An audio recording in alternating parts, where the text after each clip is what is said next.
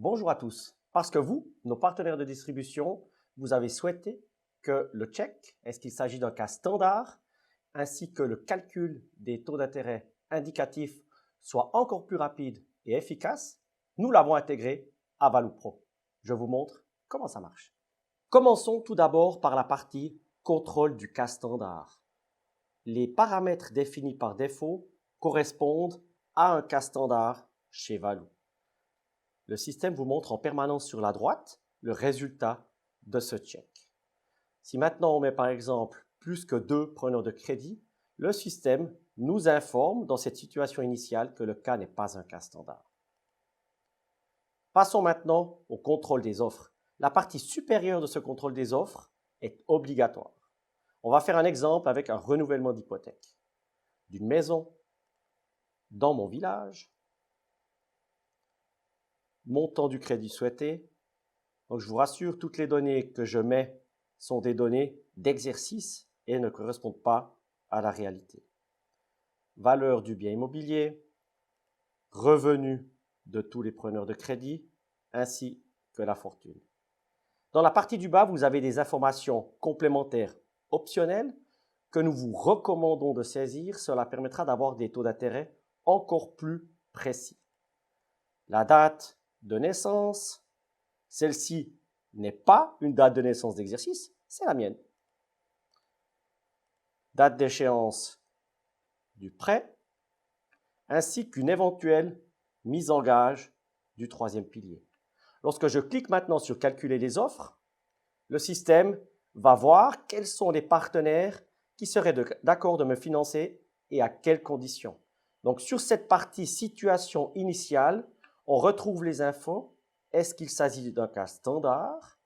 Quels sont les paramètres en termes de taux d'avance et de supportabilité, ainsi que les offres et les taux d'intérêt. Ces taux d'intérêt-là ne sont pas des taux d'intérêt inatteignables sur Value, c'est le meilleur taux d'intérêt que votre client pourrait obtenir. Vous avez la possibilité maintenant de cliquer sur « Saisir le client ». Le système enregistre de manière temporaire les données pré-saisies. Donc, on va jouer le scénario de la saisie d'un client avec le système que l'on connaît.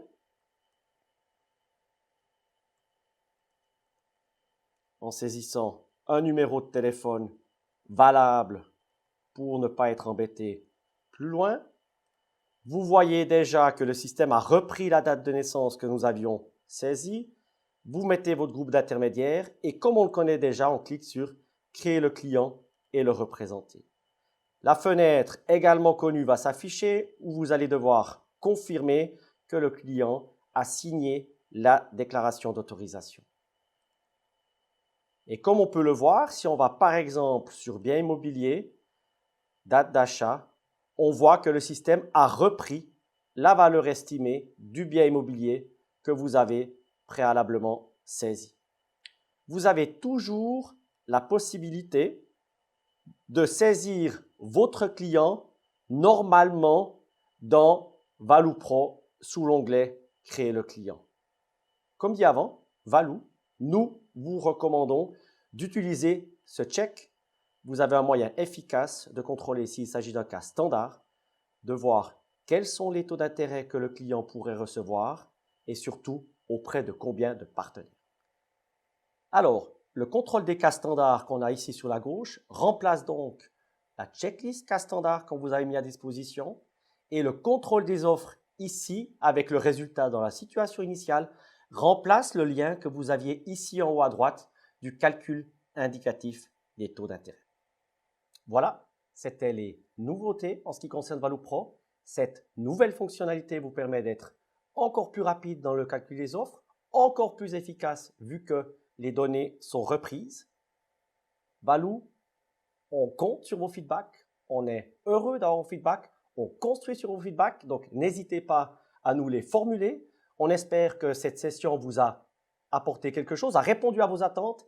N'hésitez pas à nous contacter par email ou à prendre contact directement avec votre broker manager. Je vous remercie et je vous souhaite une bonne journée.